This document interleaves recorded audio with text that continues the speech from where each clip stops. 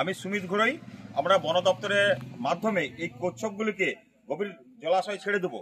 যে কচ্ছপগুলি সংগ্রহ করেছি এই ভদ্রলোকের কাছ থেকে, এনার নামটি আমি প্রথমে জেনে নেবো। আমার নাম আশিস বেরা। আশিস বেরা, বাড়ি কোথায়? কেলেগোদা।